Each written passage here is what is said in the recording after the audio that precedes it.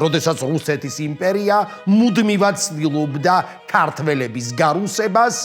და ქართული ენის და ქართული ცნობიერების, ქართული კულტურისა თუ ქართული ისტორიის დისკრიმინაციას, აკრძალვას, გათელვას. ეს იდეა ილუზიად ქცეული ბევრისათვის, რომ ერთმორწმუნე რუსეთი დაიცავდა საქართველოს აი ამ ერთმორწმუნეობის ქოლგის ქვეშ, გაუქმდა ქართული ეკლესიის ავტოკეფალურობა, გაუქმდა ქართული სახელმწიფო და გაუქმდა ყველაფერი, სადაც კი შესაძლებელი იქნებოდა, რომ საქართველოს შეენარჩუნებინა თავისი სახე.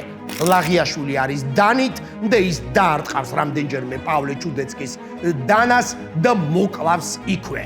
პავლე ლებედევი, ეგზარქოსი, რომელიც ამბიონიდან გამოდის და წყევლის ქართველ ერს. აი შენ გამოდიხარ და წყევლი ქართველ ერს და ქართველი ერი კი არის დამონებული, მაგრამ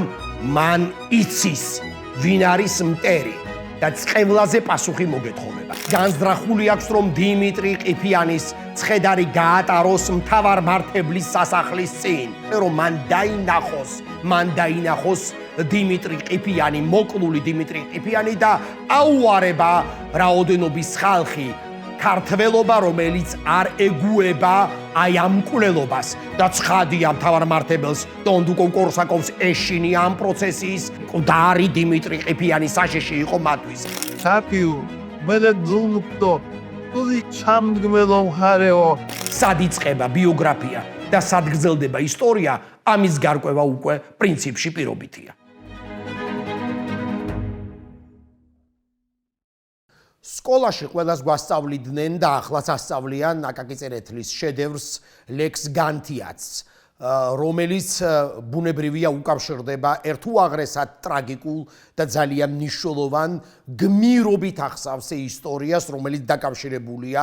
აი ამ ლექსის პროტოტიპთან დიმიტრი ყიფიანთან. თუმცა განთიადი არ დაიბადებოდა რომ არა ის ტრაგიკული ფონი, ისტორიულიც და პერსონალურიც, რომლის გამოც შეიქმნა ეს ლექსიც და რომლის უკანაც დგას დიმიტრი ყიფიანის ჰეროიკული და ძალიან უცნაური და ძალიან მრავალგვაროვანი ფიგურა. ასევე ამ ლექსის უკან დგას ის მკვლელობა, რომლის გამოც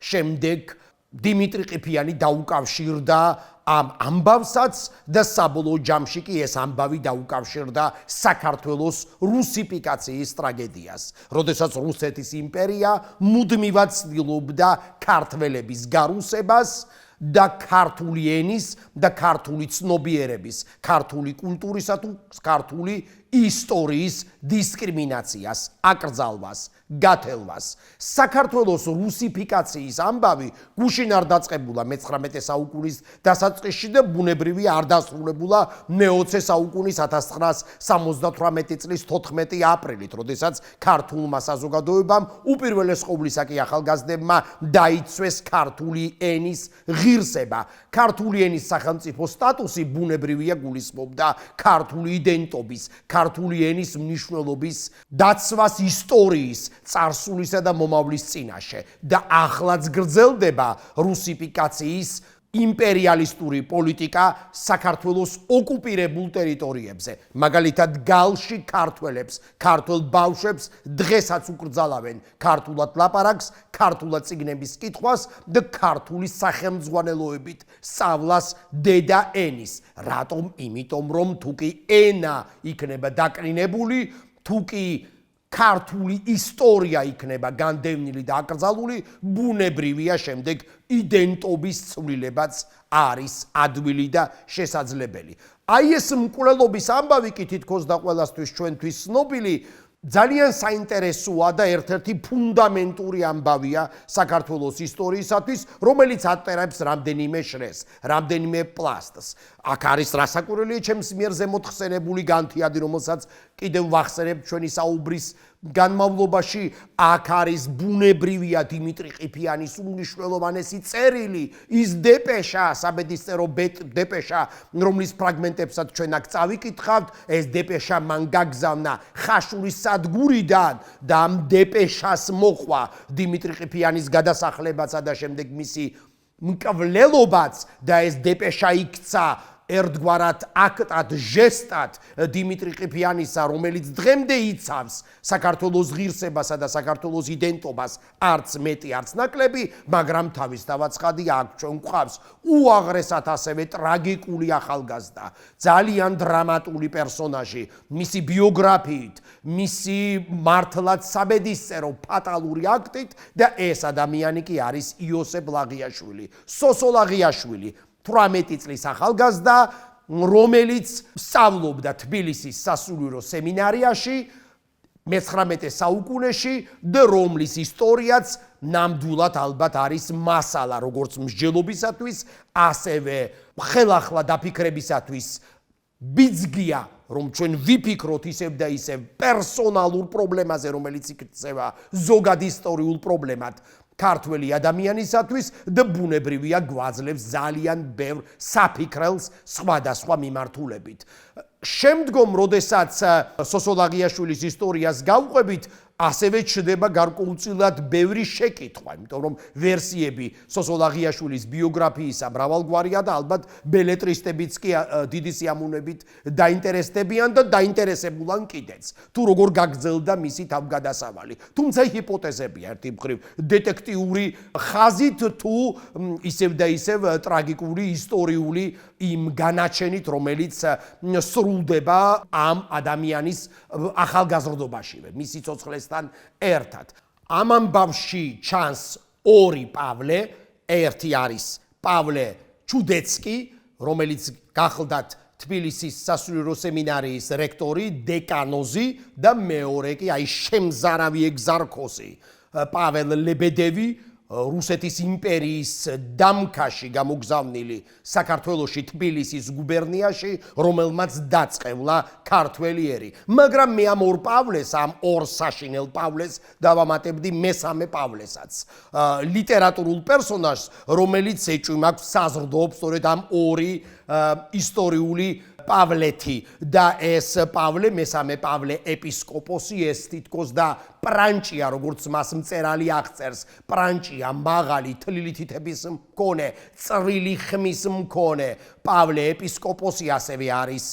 ისეთივე მოძულე ქართული რეალობისა, ქართული სინამდვილისა და ქართველი ადამიანისა და ქართული ენისა, როგორც ის ორი პავლე. და ეს პავლე კი მესამე ბუნებრივია ჩვენ ვიცით მიხეილ ჯავახიშვილის შედევრიდან ლამბალო და ყაშა. მაგრამ აი ეს ორი პავლე, რატომ ვაკავშირებ ამ სამ პავლეს ერთმანეთთან დასაწყისისთვის რომ თქვა, ხომ? ჩვენ გვახსოვს იგივე მიხეილ ჯავახიშვილის ტექსტიდან მრავალი უცნაური ეპიზოდი, შემზარავი ეპიზოდი და ფსიქოლოგიურად ძალიან საინტერესო, მაგრამ მათ შორის ერთ-ერთი მთავარი, სადაც პავლე ეპისკოპოსი მოთხრობიდან ამბობს, რომ როდესაც ის გაიგებს, რომ ერთ-ერთი გმირი არის ქართველი, ის იტყვის, ხო, ქართველი გასაგებია, ყველაზე დიდი ტრაგედია არ არის, მაგრამ ნუ რას იზავ, ყველა ადამიანს აქვს უფლება, რომ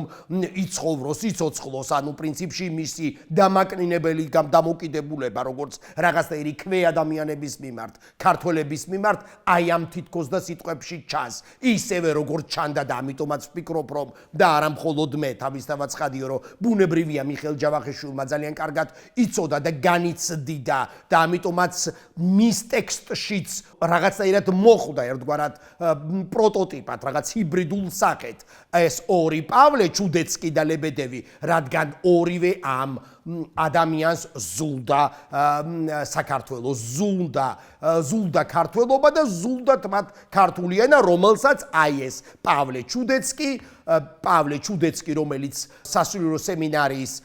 რექტორია, ქართულ ენას უწოდებდა ძაღლების ენას. აი ეს დამოკიდებულება, სხვა ყველა ეპიტეტი რომ არ გავიხსენოთ, თუმცა ეს ეპიტეტები არ არის მხოლოდ პერსონალური დამოკიდებულება იმპერიალისტებისა დაპყრობილი ერების მიმართ. ზოგადად გამოხატავს დამოკიდებულებას რასიზმს და შეუბრალებლობას მიტროპოლიის მხრიდან, იმპერიალისტების, ველიკო დერჟავნიკების მხრიდან ქართველი ერის მიმართ, რასაც ისინი არ ცმალავდნენ და პრინციპში ეს იყო გარკვეულად ფორმა დომინაციის გამტკიცებისა, როდესაც არსებობს უპირატესი ერი, რუსი ერი და არსებობს მოსამსახურე დამონებული ერი თავისი დამაკნინებელი ელემენტებით და ეს დამაკნინებელი ელემენტი შესაძლოა იყოს ენაც კი ისევე როგორც საერთოდ ყველაფერი. ეს არის ქვეკულტურა, ქვეადამიანთა კულტურა, რომელნიც მხოლოდ და მხოლოდ იმ შემთხვევაში იარსებებენ ღირსეულად, თუ კი მათი არსებობა იქნება დაკავშირებული რუსეთთან, რომლებიც მათ მართავენ. და აი ეს ყველაფერი პავლე ჩუდეცკიზე ჩვენ შეგვიძლია დაუსრულებლად ვისაუბროთ, იმიტომ რომ პავლე ჩუდეცკი რექტორი არის ძალიან გონიერი ადამიანი, ძალიან ეშმაკი დიპლომატი, მზაკვრული ხასიათისა და მანიპულატორული თვისებებით ახსავს, სოჭურის მას ძალიან საინტერესოდ ახასიათებს გენიალური ქართველი ლიტერატორი, მწერალი, მეცნიერი თედო სახოკია, რომლისგანაც ძალიან ბევრი ამბავი შემოგვრჩა ჩვენ მე-19 საუკუნიდან და ეს ამბები დღეს რასაკვირველია ისევ და ისევ ღია, ცოცხალია, თითქოს ეს უჯრედები არის გახსნილი, იმიტომ რომ ამბავი არ არის დასრულებული, ისტორიული ამბავი არ არის გადაწყვეტილი, მაგრამ ისევ და ისევ ჩუდეცკი დეკანოზი, ჩუდეცკი, რომელიც ერთი მხრივ არის რელიგიური მასწავლებელი და სასულიერო სასწავლებლები ეს იყო იმპერიული პოლიტიკის ნაწილი, სადაც ადამიანები, ახალგაზრდები, ბავშვები უკვე იმ თავითვე ეჩვეოდნენ ამ იერარქიაში მყოფობას და ცხოვრებას, სადაც არსებობს, სადაც არის გარკვეული ტრიადა, სწორედაც, ხომ, ასე ვთქვათ, რუსულ იმპერიალისტური იმპერატორი და შემდეგ აი თვითმპყრობელობა, მართლმადიდებლობა და მორჩილება რუსული რედაქციით თავის დავაცხადია და რუსული პრიზმიდან, იმიტომ რომ 1801 წლიდან, როდესაც ალექსანდრე პირველის ედიქტით საქართველოს ქართლ-კახეთის სამეფო გაუქმდება და შემდგომ იწყება დაპყრობა სრული ნიშნით შთანთქმა საქართველოსი რუსეთის მიერ, თითქოს და ეს იდეა ბუნებრივია ილუზიად ქცეული ბევრისათვის, რომ ერთმორწმუნე რუსეთი დაიცავდა საქართველოს აი ამ ერთმორწმუნეობის ქოლგის ქვეშ, თუ შეიძლება ასე ითქვას, გაუქმდა ქართული ეკლესიის ავტოკეფალურობა, გაუქმდა ქართული სახელმწიფო და გაუქმდა ყველაფერი, სადაც კი შესაძლებელი იქნებოდა, რომ საქართველოს შეენარჩუნებინა თავისი სახე, ინდივიდუალიზმი, ისტორიულ-კულტურული ინდივიდუალიზმი. გადაღებილი, გადათეთრებული, შეთეთრებული ფრესკები, აკრძალული წირვა ლოცვა, აკრძალული საქართველო და ამ შემთხვევაში სწორედაც სასულიერო სემინარია მე-19 საუკუნის 80-იან წლებში გულისხმობს ამას, მკაცრ იერარქიულობას, სასჯელებს, კონტროლს და ადამიანის ცვლილებას იმგვარად, რომ ქართველი ადამიანი სამუდამოდ ყოფილიყო მსახური რუსეთის. იოსებ ლაღიაშვილი, სოსო ლაღიაშვილი, ახალგაზრდა სტუდენტია, ეს ძალიან უსწაურია თბილისის სასულიერო სემინარია საბოლოო ჯამში იქცა მარქსისტებისა და რევოლუციონერების თავშესაფრად. მოგეხსენებათ, რომ სასულიერო სემინარიის სტუდენტი არის ასევე სხვა სოსოც, სოსო ლაღიაშვილის სეხნია სოსო ჯუღაშვილი, რომელიც ფარულად კითხულობს მარქსს და შემდეგ არამხოლოდ ის, არამედ უამრავი ადამიანი, სეიდ დევდარიანი და სხვები ამ ადამიანს სეიდ დევდარიანს ვახსენებ მათ შორის იმის გამოც, რომ მარქსის კაპიტალი პირველად თავის თანაჯგუფელ იოსებ ჯუღაშვილს მან მისცა და სეიდ დევდარიანი მოგვიანებით ცხადია ამ ჯგუფელის მიერ, თანაკურსელის მიერ დახვრეტილიც არის და ასევე სხვები აგერ პირველი რესპუბლიკის მთავრობის თავმჯდომარე ნოელ ჟორდანიასაც კი მისი მშობლები უპირებდნენ, რომ მას ესწავლა სასულიერო სემინარიაში, ვინაიდან სხვა ღარიბი ბავშვებისათვის სხვა შესაძლებლობა არ იყო თუ არა იმისა, რომ მათ ესწავლათ აი ასეთ სემინარიებში, თავის დავაცხადია, ეს გარკვეული სოციალური ფორმა იყო, გარკვეულ საფეხურებზე აღმასვლისა, ცხადია გარკვეულ ნიშულამდე მიღწევის დათქმით და არა უმეტესი, ხომ? და ამ შემთხვევაში სოსო ლაღიაშვილიც არის ერთ-ერთი ამ სემინარიაში, რომელიც ბუნებრივია კითხულობს იმგვარ ლიტერატურას, რომელიც აკრძალულია მე-19 საუკუნის რუსეთში და რაც მთავარია ისწერს დღიურს, სადაც ძალიან ღიად და დაუფარავად გამოხატავს სიძულვილს რუსეთის იმპერიალისტური სისტემის მიერ, შეიძლება ასე ითქვას, რომელიც მისთვის უპირველეს ყოვლისა განსხეულებულია პავლე ჩუდეცკიში. ძალადობა, რეპრესიები, სიმკაცრე, სისასტიკე, აი ეს ყველაფერი აღწერილია სოსო ლაღიაშვილის დღიურში. მე-19 საუკუნის 80-იანი წლები თან ეს რეაქციის წლებია. ვინაიდან იმპერატორი არის ალექსანდრე მესამე, რომელიც გამოხატავს სიმკაცრეს, სისასტიკესა და რეპრესიებს მთელი რუსეთის მასშტაბით, არც მისი წინამორბედები და არც მამამისი გამოირჩეოდა დიდი განსაკუთრებული ლიბერალურობით. გულისხმობ ალექსანდრე მეორეს, მიუხედავად იმისა, რომ მონათა გათავისუფლება მას უკავშირდება ეს ერთგვარად დიდი რეფორმა მთელი რუსეთის იმპერიის მასშტაბით. რომელსაც ბუნებრივია ჩვენი დიდი ქართველი მწერლებიც ეხმიანებიან და ეხმაურებიან და ინსპირირებენ კიდეც გარკვეულწილად იგივე თუნდაც ილია ჭავჭავაძე და სხვები, მაგრამ ალექსანდრე მესამის დროინდელი რუსეთი ეს არის შემზარავი მკაცრი რუსეთი. ალექსანდრე მესამე ცდილობს რაღაცნაირად რეანიმირებას ბაბუამისის ევროპის ჟანდარმად წოდებული ნიკოლოზ პირველის სიმკაცრისა და სისასტიკისა, სადაც იმპერია არის მხოლოდ და მხოლოდ ჩაგვრელი, თუმცა დათქმით ისტორიული პერსპექტივიდან ისიც უნდა ვთქვათ, რომ სტალინური ტერორის მასშტაბებს ნამდვილად ვერ შევადრით რუსეთის იმპერიის სისასტიკეს, ნამდვილად ბევრად უფრო ჰუმანური იყო, თუ კი ეს სიტყვა არ არის არაადეკვატური ზედმეტად რუსეთის იმპერიის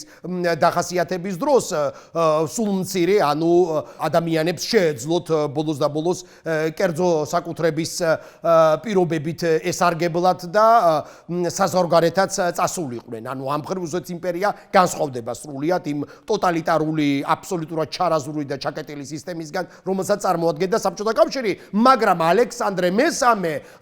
მესამე რაღაცნაირად არის გამოხატულება რუსული სისასტიკისა და სახელმწიფო შეუბრალებლობისა. და აგერ რაგანა სტალინი არ არის ის, რომელიც შინაგანად და არა მხოლოდ შინაგანად იდეოლოგიით თუ ფორმით შინაარსით აცოცხლებს კიდეც რომანოვების ამ სისასტიკის გამოხატულებებს იგივე ნიკოლოზ პირველისა თუ ალექსანდრე მესამის სახით. ანუ კონტექსტი ასეთია და ერთხელაც სოსოლ აღიაშვილს ისევ და ისევ რომ დაუბრუნდეთ ამ ამბავს, ამ უმნიშვნელოვანეს ამბავს, სოსოლ აღიაშვილს უპოვნიან დღიურებს, სადაც ის აი ამ ყველაფერს აღწერს, სადაც ის შივის, სადაც ამ ადამიანს არ აქვს ელემენტარული საშუალებაც, რომ რაღაცნაირად თავი დაიცვას, სულ ახალგაზრდა ბიჭია, რომელიც იღებს საშინელ საყვედურებს, დამცირებას, შეურაცხყოფებს, არაადამიანურ მოპყრობას, მუდმივად ის ცდილობს, რომ რაღაცნაირად დაუსხლდეს პავლე ჩუდეცკის რექტორს ხელიდან და ეს დღიური საბოლოოდ მას გამოუტანს. განაჩენს ეს ღარიბი ბავშვია. მისი მამა სოფელ ხურვალეთში იყო მღვდელი, მღვდლად მსახურობდა. მშობლები, რომლებსაც ელემენტარულიც კი არა აქვთ, არა და ეს ნიჭიერი ბავშვები არიან. ეს ნიჭიერი ახალგაზრდა უბრალოდ ის ვერ იტანს უსამართლობას, ის დაჩაგრულია როგორც ყოველი მეორე საქართველოში, რომელსაც მონის ფუნქცია აქვს, მონის თვისებები აქვს, არა ინდივიდუალურად, არამედ სწორედ იმპერიის მიერ მინიჭებული და აი ლაღიაშვილის შემდეგ ის ექსიმანეთიც კი, რომელიც მას ჰქონდა თვიურად, რომ რაღაცნაირად თვიდან თვემდე თავი მიიყვანა, აი ამ ექსიმანეთსაც ჩამოართვევენ, მას აძევებენ სასულიერო სემინარიიდან და პლუს როდესაც სოსოლ აღიაშვილი ითხოვს შეწყალებას, პატიებას პავლე ჩუდეცკისგან, პავლე ჩუდეცკი მას რასაკვირველი უარს ეუბნება. ის არის განწირული, ვინაიდან როდესაც სოსოლ აღიაშვილი ასევე ცდილობს, რომ გორში დაიმკვიდროს მან ადგილი და მოახერხოს თუნდაც რამდენიმე მოწაფის მეშვეობით, რომ ეს ინტელექტუალია, განათლებული ახალგაზრდა მოწაფის მეშვეობით რა ელემენტარული პურის ლუკმის შოვნას, პავლე ჩუდეცკი თავისი განჩინებით საბოლოოდ ცდილობს, რომ გადათელოს, გადაჯეგოს ეს ახალგაზრდა კაცი, რომელმაც გაბედა და დღიურებში, თავის ფარულ ინტიმურ დღიურებში დაწერა ის თუ როგორ უჭირდა მას, რომ მან გამოხატა თავისი ტკივილი. კიდე ამ ყველაფერს მიემატა, რომ სხვადასხვა ლიტერატურასაც კითხულობდა, ბუნებრივია იმგვარ ლიტერატურას, რომელიც ცენზურირებული იყო რუსეთის იმპერიაში, მაგრამ ეს მძიმე განაჩენი, მათ შორის რომ ჩუდეცკისგან მიცემული სიგნალი ყველასათვის, რომ არავის საქმე არ დაეჭირა აი ამ ტურულ ელემენტთან, ეს უფრო გვიანი ტერმინია, მაგრამ როგორ ჩანს, სწორედაც არის დაკავშირებული ნებისმიერ ისეთ სისტემასთან, სადაც არის რეპრესია, იერარქია და ჩაგვრელი და ჩაგრული, სოსოლ აღიაშვილი სრულიად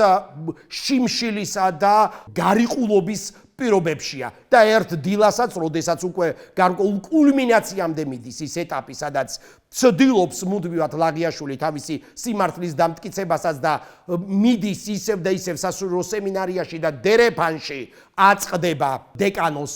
პავლე ჩუდეცკის და თხოვს მას შეღავათის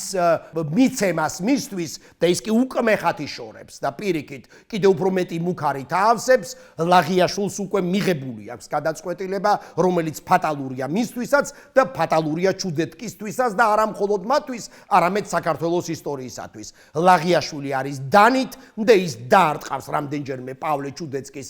დანას და მოკლავს იქვე იქ ოთახიდან გამოვარდებიან აქვე არის პავლე ჩუდეცკის მეუღლე მარია მანჟელეის მნიშვნელოვანი ქალია ასევე იქ არის ასევე სასულიერო პირი მალოროსიელები ანანია მანჟელეი რომელიც მისი ქალიშვილის მამაა და სხვა და სრული ორომტრიალია ბუნებრივია რასაკვირველია შეიპყრობენ სოსო ლაღიაშვილს და ეს ცნობილი პავლე ჩუდეცკი რომელიც აზანზარებს მთელ სტუდენტობასა და ახალგაზრდობას აი იქვე კვდება კვდება სისხლისგან იცლება და ლაღიაშვილს ბუნებრივია გაამწესებენ ციხეში და მას ელოდება მხოლოდ ბუნებრივია სიკვდილით დასჯა. ცხადია იქვე ივერია გაზეთები არა მხოლოდ თბილისის გუბერნიაში არამედ პრინციპში რუსეთის იმპერიის მასშტაბით იწყებენ ამაზე წერას, იმიტომ რომ ნონსენსია, უნიკალური მოვლენაა, რექტორი მოკლა სტუდენტმა და აი ამის შედეგად სწორედაც პრინციპში იღებს ეს ისტორია ვებერთელა მასშტაბს როდესაც უკვე ერთვება მეორე პავლე ლებედევი ეგზარქოსი რომელიც ამბიონიდან გამოდის და წყევლის ქართველ ერს რომელმაც შობა პავლე ლებედევის სიტყვებით მკვლელი თავის სიახში და განაზოგადებს ყველა ქართველზე დანაშაულს რომელიც ჩაიდინა სოსო ლაღიაშვილმა ანუ სოსო ლაღიაშვილის მკვლელობა ეგზარქოსი პავლესათვის იქცა მიზეზად რომ მას დაეწყევლა მთელი ქართველი ერი და ის წყევლის მას ამბიონიდან საეკლესიო ამბიონიდან იმ ეკლესიიდან რომელიც მითვისებული აქვს უკვე რუსეთის იმპერიას და აი პავლე ლებედევი სწორედ იმ კათედრიდან რომელიც არის ეკლესიის კათედრა და რომელიც მითვისებული აქვს რუსეთის იმპერიას სრულიად წყელის მთელ ქართველ ერს და აი აქ კი ამ ისტორიის მესამე და უმნიშვნელოვანესი ნაწილი იწყება, როდესაც ქართული საზოგადოება ერთი მხრივ ცდილობს იოსებ ლაღიაშვილის გადარჩენას სასიკვდილო განაჩენისგან და მეორე მხრივ კი ერთი კონკრეტული ადამიანი, დიდი ქართველი, ცდილობს საქართველოს პატივისა და ღირსების დაცვას და ეს ქართველი კი არის დიმიტრი ყიფიანი. აქ ვიდრე დიმიტრი ყიფიანამდე მივალთ და მის ცნობილ დეპეშამდე მივალთ, უნდა ვახსენოთ ის, რომ სოსო ლაღიაშვილი ვინაიდან არასრულწლოვანია და სწორედ მისი ახალგაზრდული ასაკის გათვალისწინებით ქართული საზოგადოება ცდილობს რომ სოსო ლაღიაშვილს აცდეს სასიკვდილო განაჩენიდან კონსტანტინე მუხრამბატონი ფაქტობრივად ძალიან ბევრს გაიღებს იმისათვის რომ სოსო ლაღიაშვილს ყავდეს კარგი და ძლიერი ადვოკატი რომელიც მოახერხებს კიდეც რომ სასამართლომ მას არ გამოუტანოს სასიკვდილო განაჩენი და ამის მაგივრად სოსო ლაღიაშვილი გადაასახლონ ციმბირში თბილისის გუბერნიის მთავარმართებელს მეფის ნაცვლას უпроსტორად კი კავკასიისას დონდუკოვ კორსაკოვს ამ მართლა კიდევ ერთ იმპერიალისტს საქართველოში რასაკვირველია ძალიან დიდი სურვილი აქვს რომ სასიკვდილო განაჩენი გამოუტანონ იოსებ ლაღიაშვილს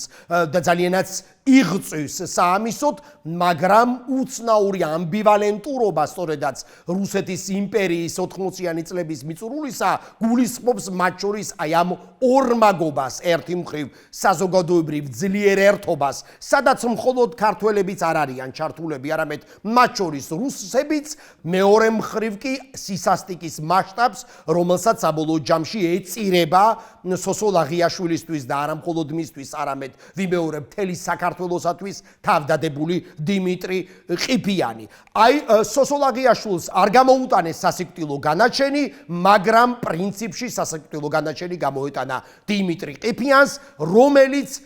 ხაშურის სადგურიდან, რომელიც დასაწყისში ვახსენე, აგზავნის დეპეშას, უგზავნის წერილს ეგზარქოს პაվել ლებედევს, ანუ პავლე ლებედევს და მას თხოვს, რომ ან ბოდიში მოუხადოს იმერს, რომელიც მან დაწყევლა ამ ბიონიდან, ან და დატოვოს ის ქვეყანა, სადაც მას არ დაედგომება ამ სიტყვების გამო. ანუ დიმიტრი ყიფიანი მას თხოვს პასუხს. დიმიტრი ყიფიანი თავისთავად არის ადამიანი, რომელიც უკვე მხცოვანია. დიმიტრი ყიფიანი უკვე 1886 წლისთვის არის ერთადერთი ცოცხალი ადამიანი, რომელმაც მონაწილეობა მიიღო 1832 წლის შეთქმულებაში სხვებთან ერთად. და ის თავის დროზე ვოლოგდაშიც იყო გადასახლებული, ანუ ერთადერთია. მერე იყო თბილისის თავი, იყო ქართულ თავადაზნაურთა საზოგადოების მარშალი, წყემძღვანელი და ასე შემდეგ და ბუნებრივია დიდი ლიტერატური, დიდი მებრძოლი ქართული ეროვნულობისათვის, წერა-კითხვის გამავრცელებელთა საზოგადოების ერთ-ერთი შემოქმედი, ლიტერატორი და ასე შემდეგ და ასე შემდეგ. ანუ ის ძალიან მნიშვნელოვანი ფიგურაა და ძალიან მნიშვნელოვანია ისიც, როდესაც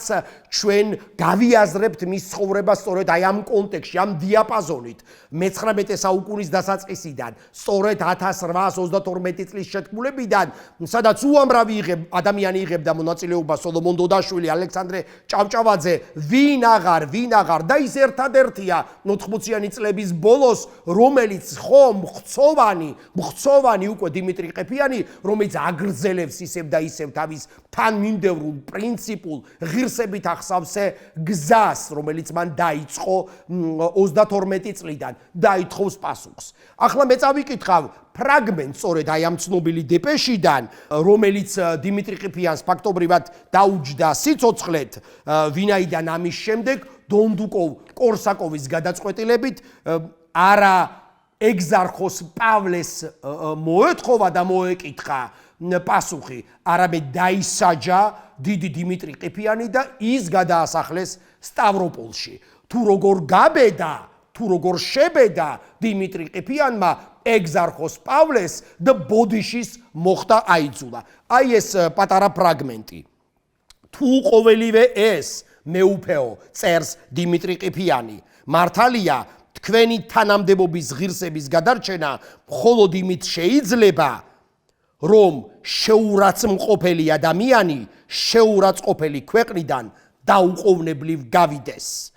ამას მოგახსენებთ წრფელის გულით თქვენი სამწყსოს ერთი წევრი, რომელმაც უნდა თავიდან ააწილოს ქვეყანას ახალი დიდი შეწოდება. სადგური ხაშური, ივნისის 6, 1885 წელი. ანუ რასეუბნება აქ დიმიტრი ყიფიანი? უარესი რა მოხდება.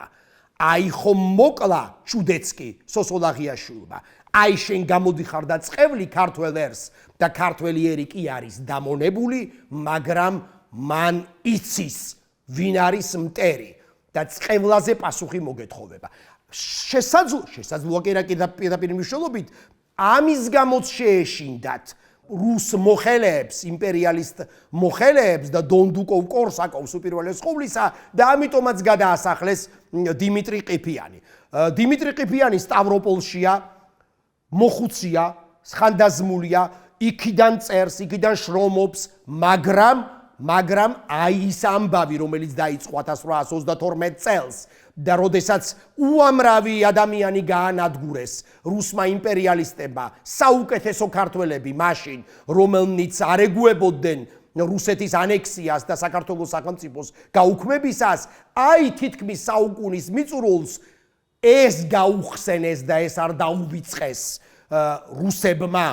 დიმიტრი ყიფიანს და სტავროპოლის გადასახლებაში მხცოვან გმირს თავს დაესწნენ დაქირავებული მკვლელები და ის მოკლეს ვითომ და თითქოს და გაქურდვის მიზნით, მაგრამ სინამდვილეში ეს იყო შურისძიება. არავის ეჭვი არ ეპარება, რომ ეს იყო სასჯელი და ეს იყო დასჯა დიმიტრი ყიფიანისა. დიმიტრი ყიფიანის მკვლელობა იყო ცხადია ბომბის აფეთქებასავით ქართული საზოგადოებისათვის, იმიტომ რომ რამდენიმე დიდი ავტორიტეტი ყავდა ქართულ საზოგადოებას, მათ შორის უპირველესთა შორის დიმიტრი ყიფიანია, ილია ჭავჭავაძე, აკაკი წერეთელი, იაკოვ გოგებაშვილი, სხვები და ყველაფერი ბუნებრივია ატარებდა პოლიტიკურ და ისტორიულ მნიშვნელობას, კონოტაციას, წინააღმდეგობის კონოტაციას. ისიც კი, როდესაც დიმიტრი ყიფიანს ჩამოასვენებენ და პროცესია, დამგრძალავი პროცესია, რომელსაც ხელმძღვანელობს ერთი მხრივ ვალერიან გუნია და მეორე მხრივ ალექსანდრე ოქროპირიძე ეპისკოპოსი, როდესაც ისინი მიატარებენ ნეშტს დიმიტრი ყიფიანისას თაწმინდისაკენ, იმიტომ რომ ის თაწმინდის პანთეონში უნდა დაკრძალულიყო, პროცესიას განზრახული აქვს, რომ დიმიტრი ყიფიანის ცხედარი გაატაროს მთავარ მართებლის სასახლის წინ, გოლოვინის პროსპექტზე, ანუ სასახლის ქუჩისკენ წაიყვანოს, სადაც დგას მეფის ნაცვლის სასახლე, რომ მან დაინახოს დიმიტრი ყიფიანი, მოკლული დიმიტრი ყიფიანი და აუარება რაოდენობის ხალხი, ქართველობა, რომელიც არ ეგუება აი ამ მკვლელობას და ცხადია მთავარ მართებელს დონდუკო კორსაკოვს ეშინია ამ პროცესის, ეშინია ამ დიდი პროცესის, ეშინია მკვდარი დიმიტრი ყიფიანისაც და ის თავის პოლიცმაისტერებს გაუშვებს, რომ ჩაუხერგონ ხალხს გზა და არ გაუშვან იმგვარად გაუშვან პროცესია, რომ მათ არ ჩაიარონ მეფის ნაცვლის სასახლის წინ. ძალიან საინტერესო ამბავია ეს. რამდენჯერ შემდეგ მე-20 საუკუნეში ჩვენ გავიგებთ ამბავს, როდესაც დიდი დაკრძალვები მანიფესტაციად გადაქცეულა რეჟიმების წინააღმდეგ, არა მხოლოდ რუსეთში, არამედ სხვაგანაც, სადაც დიქტატორებია, აგერ თუნდაც საბერძნეთის დიქტატურა, სადაც სეფერისის დაკრძალვა გადაიქცა დემონსტრაციად, ან სადაც ჩილეში ნერუდას დაკრძალვა იქცა მანიფესტაციად, თუ რომელი ერთი. და აი დიმიტრი ყიფიანის ამბავიც, დიმიტრი ყიფიანი, მკვდარი დიმიტრი ყიფიანი საშიში იყო მათთვის. და აი როდესაც ჟანდარმერიამ გამოუშვა პოლიციელები და მათ ჩაუხერგეს გზა პოლიცმაისტერებს, ოქროპირიძემ ეპისკოპოსმა, ქართველმა ეპისკოპოსმა თქვა, აქ მე ვარ უფროსი და აბა მე გამომყევი და თუ დამიდგებიან წინო. და როდესაც ეპისკოპოსი წინ გაემართა და მას გაჰყვა ხალხი, მთელი ფაქტობრივად სამგლოვიარო, მაგრამ თან ამაყი დემონსტრაცია დიმიტრი ყიფიანის ნეშტით პოლიციელებმა ვერ გაბედეს, რომ შეწინააღმდეგებოდნენ და გაიყვნენ ორად, როგორც პრინციპში, ერთგვარად ბიბლიური მეტაფორა თითქოს და გაცხადდა, რა,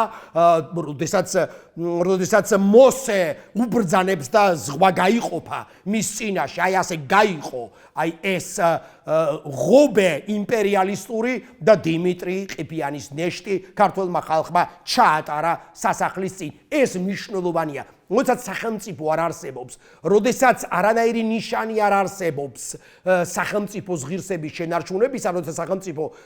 განადგურებული და გაუქმებელია, ასეთი ელემენტები ჩანს წინააღმდეგობა. ამიტომაც იყო თითქმის იგივე ამბავი არ მოხდა და რამდენჯერ მომხდარა და ახლაც ხდება, როდესაც ამავე პროსპექტზე ერთი საუკუნის მერე ქართულ ენას იცავდნენ ახალგაზრდები, როგორც ამას აკეთებდა დიმიტრი ყიფიანი ერთი საუკუნით ადრე, რასაც შეეწირა კიდეც, როდესაც ქართული სტუდენტობა გამოდიოდა ფაქტობრივად ერთადერთი ლოზუნგით, რომელიც მათ თეთრპერანგებზე ჰქონდათ დაწერილი აია, საიდანაც იწყებს ადამიანი ქართული ენის სწავლას, საიდანაც იწყება დედაენა, რომლის გაუქმებაც არის ასეთი სურვილი ნებისმიერი იმპერიალისტისა, გინდა ჩუდეცკით დაწყებული და აგერ მიხაილ სუსლოვით დამთავრებული გულისხმობს 70-იანი წლების ბრეჟნევის იდეოლოგს და ასე შემდეგ და ასე შემდეგ. სხვათა შორის ეს ძალიან საინტერესოა, ყველა უყურებდა ილია ჭავჭავაძეს ამ პროცესის დროს, იტყოდა თუ არა ის რამეს და ილიამ არაფერი არ თქვა, იმიტომ რომ ილიამ იცოდა თუ როგორი ყურადღება იყო მის მიმართული და როგორ უნდა ებრძოლა ილიას კიდევ ძალიან დიდხანს და თანმიმდევრულად, თუმცა რასაკვირველია 1907 წელს ისიც მოიშორეს დაქირავებულმა მკვლელებმა ახლებური იმპერიალიზმისა. მაგრამ წლების მერე იწერება აკაკის განთიადი აკაკის განთიადი, სადაც პირველი ვერსია ტრიქონებისა რაინდ საურჩამტრისასა, ეს ტრიქონებიც თითქოს და უნდა ყოფილიყო საფლავსა დიმიტრისასა, იმიტომ რომ აი ეს თავდადებული საფლავი, საფირუს ხმელეთ ზურმუხტო, ჩემო სამშობლო მხარეო, აი ეს სიტყვები, რომელსაც ჩვენ ვიმეორებ და ვციტირებთ, აი ამ პოლიტიკური და ისტორიული ბრძოლით არის გაჟღენთილი. შემდეგ ეს ტექსტი იქცა თავისთავად ცხადია საფუძვლად უამრავი ლეგენდისათვის, სიმღერისათვის, აგერ ოპერა ლელაც კი შესანიშნავი ლელა რეზოლაღიძის მიერ დაწერილი, სწორედ ლელა მღერის ამ არიას, რომელიც ალბათ ყველასთვის ცნობილია, მთაწმინდა ჩაფიქრებულა და რომელიც ამ კონოტაციის მატარებელია, თუმცა როგორც სხვა ყველაფერი, მათ შორის განთიადიც უკვე საბჭოთა საგანმანათლებლო რედაქციით დევნის იმ შინაარს, იმ ისტორიულ შინაარს ამ ტექსტებიდან თუ მუსიკიდან, რომელიც სინამდვილეში წინააღმდეგობის სულის მატარებელია. მაგრამ აქ დეტექტიური ხაზიო დასაწყისში რომ ვთქვი, გრძელდება იმითაც, იმ უცნაურობითაც, რომ აი ეს პავლეების ისტორია და აქ რასაკვირველია, ისევ და ისევ მახსენდება მიხეილ ჯავახიშვილი და მისი ინტუიცია და მისი დაკვირვებულობა, მისი თვალი, რომელსაც არ გამოეპარება ამ ისტორიული ფატერაკების უკან ჩამალული პერვერსია, რომელიც ყველა ტიპის ძალაუფლების მახასიათებელია, ძალაუფლების ფსიქოლოგიის. უნდა ვიცოდეთ, რომ პავლე ჩუდეცკის რექტორის ცოლი მარიამ ანჟელეი, აი ეს რომელიც გამურბის დერეფანში, არის საყვარელი, არც მეტი, არც ნაკლები ეგზარხოსი პავლე ლებედევისა. ანუ ეგზარქოსის საყვარელი მარიამ ანჟელეი არის სოლი პავლე ჩუდეცკის. აი ეს უცნაური ტრიადა და ეს პერსონალურობა მათ შორის, ეს პერვერსიული პერსონალურობა ამ ისტორიის ფონიც გახლავთ. შემდეგ პავლე ლებედევსაც გარკვეულწილად განარიდებენ საქართველოს, ანუ თახომ დაჟია დიმიტრი ყიფიანს, თან პავლე ლებედევსაც განარიდებენ. და შემდეგ პავლე ლებედევი გვხვდება ჩვენ ამ მარიამ ანჟელეისთან ერთად სხვაგან. ანუ ერთი მხრივ მოკლული ქმარი, მეორე მხრივ საყვარელი ეპისკოპოსი ამ ქალისა და მესამე მხრივ ისტორიული ფონი. თუმცა ასევე ძალიან საინტერესოა სოსო ლაღიაშვილის თავგადასავალიც. მას ციმბირში გადაასახლებენ და ჰიპოთეზა ისევ და ისევ თითქოს და ის გაქცეულა კიდეც კუნძული სახალინიდან, სადაც ის იყო გადასახლებული და ეს გარდა სხვა ამბებისა ჩვენ ვიცით ანტონ ჩეხოვის მოთხრობათა ციკლიდან და მოთხრობიდან კუნძული სახალინი, სადაც ანტონ ჩეხოვის პერსონაჟად გვხვდება ვინმე ლაგიევი. ანუ ლაღიევი, ხომ? თუმცა ამბავი გრძელდება იმითაც, რომ თითქოს და ლაღიაშვილს მოუხერხებია გაქცევა კუნძული სახალინიდან და ერთი ვერსიით იაპონიის ზღვაში დაღუპულა, მეორე ვერსიით კი მას მიუღწევია ამერიკის შეერთებული შტატებისათვის და ტომ კოქსის სახელითაც კი გაუგზელებია იქ ცხოვრება და ერთ-ერთი მეზღვაური ისევ და ისევ თედო სახოკიას ძალიან დიდი მადლობა ამ საოცარ მთხრობელს, ერთ-ერთი ვერსიით მეზღვაურ ჭავჭავაძეს ჩამოუტანია ასეთი ამბავი, რომ 1908-1909 წელს დაღუპულა. ეს ძალიან საინტერესო ისტორიებია, რომელიც ერთი მხრივ გულისხმობს ბიოგრაფიულ დეტალებს და მეორე მხრივ კი ისტორიულ პრობლემებს, ისტორიულ დრამებს და ისევ ისტორიის გაკვეთილი. ეს არის ის ამბავი, სადაც ზოგჯერ ძალიან ძნელია ბიოგრაფიის გამიჯვნა ისტორიისგან. გგონია, რომ ვართ ბიოგრაფიაში და სინამდვილეში კი ვართ ისტორიაში. ფიქრობთ, რომ ისტორიული ამბავია და სინამდვილეში ჩვენი ბიოგრაფიების ამბავია. რა განადღესაც ასე არ არის, სად იწყება ბიოგრაფია და სად გრძელდება ისტორია, ამის გარკვევა უკვე პრინციპში პირობითია. Tapio, mele dzulukto, tuli chamdgmelo mharevo, sheni var shelti mogdedi, shezezem gloyarevo. Otradgamzira, mulkotal, zegal tadama parevo, darom ogdebi gaktom dezander dida umareo. Deda shilovan bökartmo, shelpidat nabarevo, tapirut mele dzulukto, kemotal dolunay.